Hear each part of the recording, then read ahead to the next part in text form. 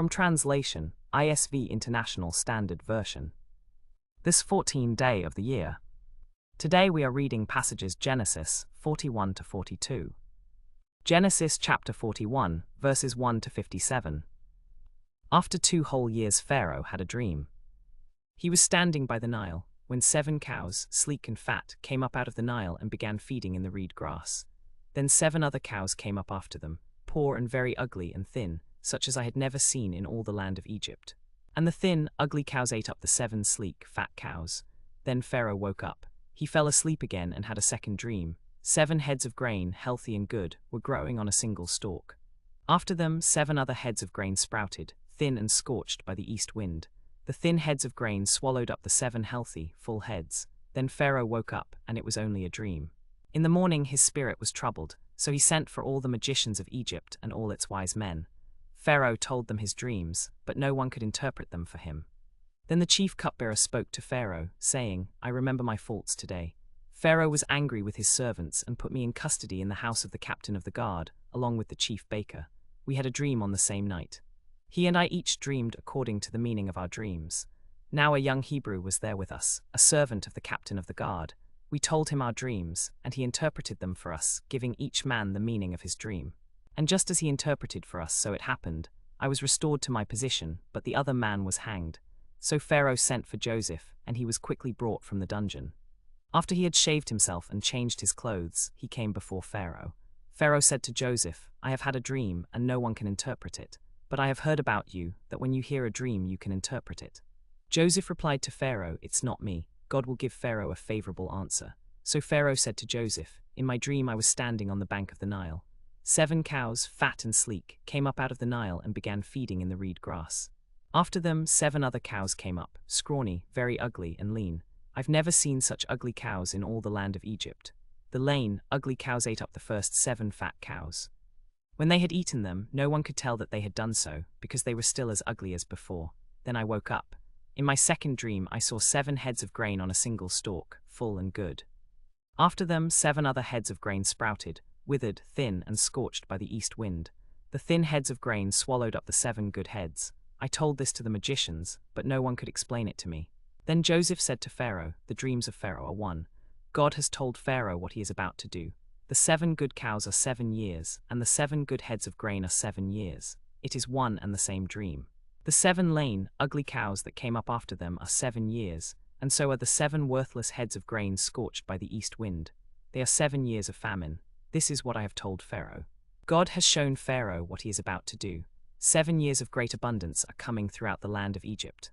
After them 7 years of famine will come, and all the abundance in the land of Egypt will be forgotten. The famine will ravage the land. The abundance in the land will not be remembered because of the famine that follows, because it will be very severe. The dream was given to Pharaoh in duplicate, because the thing has been established by God, and God will bring it about very soon. Now therefore, let Pharaoh look for a man who is discerning and wise, and set him over the land of Egypt. Let Pharaoh proceed to appoint overseers over the land, and take 1/5 of the produce of the land of Egypt during the 7 abundant years. Let them gather all the food of these good years that are coming, and store up grain under the authority of Pharaoh for food in the cities, and let them keep it. That food shall be a reserve for the land against the 7 years of famine that will come upon the land of Egypt, so that the land may not perish through the famine. The proposal pleased Pharaoh and all his servants. So Pharaoh said to his servants, Can we find a man like this, in whom the Spirit of God is? Then Pharaoh said to Joseph, Since God has made all this known to you, there is no one as discerning and wise as you. You shall be over my house, and according to your word all my people shall be ruled. Only with regard to the throne will I be greater than you. And Pharaoh said to Joseph, See, I have set you over all the land of Egypt. Then Pharaoh took off his signet ring from his hand, and put it on Joseph's hand, and clothed him in garments of fine linen, and put a gold chain around his neck. He had him ride in his 2nd chariot, and they proclaimed before him, Bow the knee. Thus he set him over all the land of Egypt.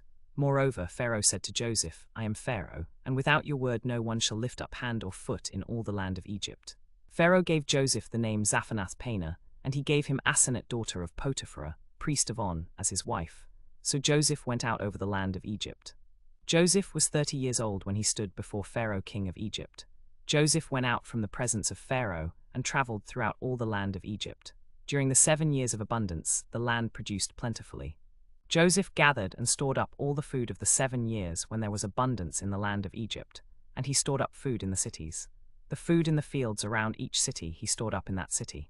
So Joseph stored up grain in great abundance, like the sand of the sea, until he ceased to measure it, for it could not be measured. Before the years of famine came, Joseph had 2 sons, whom Asenath, daughter of Potiphar, priest of On, bore to him. Joseph named the firstborn Manasseh, for he said, God has made me forget all my trouble and all my father's household. He named the second Ephraim, for he said, God has made me fruitful in the land of my affliction. The 7 years of abundance that the land of Egypt enjoyed came to an end. Then the 7 years of famine began, just as Joseph had predicted. There was famine in all the lands, but in the whole land of Egypt there was bread. When all the land of Egypt was famished, the people cried out to Pharaoh for bread. Then Pharaoh said to all the Egyptians, Go to Joseph, do whatever he tells you. So the famine was spread over all the land, but when the whole land of Egypt was famished, Joseph opened all the storehouses and sold grain to the Egyptians. The famine was severe throughout the land of Egypt. Moreover, all the countries came to Egypt to buy grain from Joseph, because the famine was severe in all the lands. Genesis chapter 42, verses 1 to 38. Now when Jacob saw that there was grain in Egypt, Jacob said to his sons, Why are you looking at one another? He said, I have heard that there is grain in Egypt. Go down there and buy grain for us, so that we may live and not die. So 10 of Joseph's brothers went down to buy grain from Egypt. But Jacob did not send Joseph's youngest brother Benjamin with his brothers, for he thought, perhaps some disaster may happen to him. So the sons of Israel came to buy among those who were coming, for the famine was in the land of Canaan. Now Joseph was the governor of the land. He was the one who sold to all the people of the land.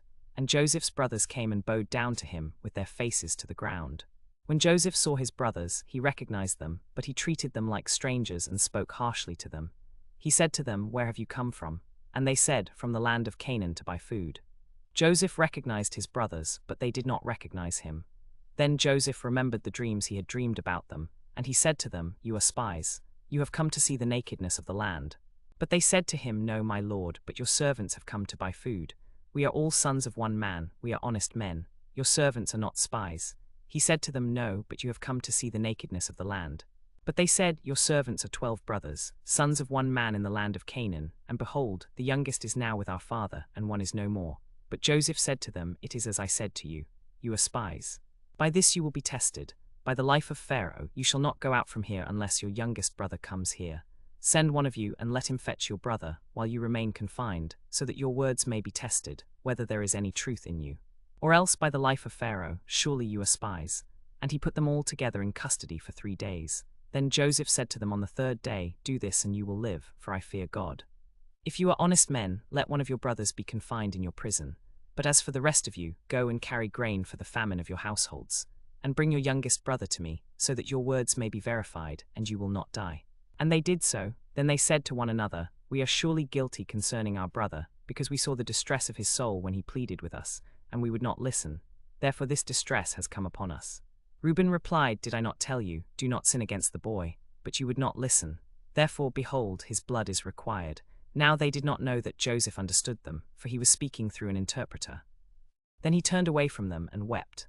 And when he returned to them and spoke to them, he took Simeon from them and bound him before their eyes. And Joseph gave orders to fill their bags with grain, and to restore each man's money to his sack, and to give them provisions for the journey. So this was done for them. Then they loaded their donkeys with their grain and departed. When one of them opened his sack to give his donkey fodder at the lodging place, he saw his money in the mouth of his sack. He said to his brothers, My money has been restored to me. Here it is in my sack. And their hearts sank, and they turned trembling to one another, saying, What is this that God has done to us? When they came to their father Jacob in the land of Canaan, they told him all that had happened to them, saying, The man who is lord of the land spoke harshly to us, and took us for spies of the land. We said to him, We are honest men.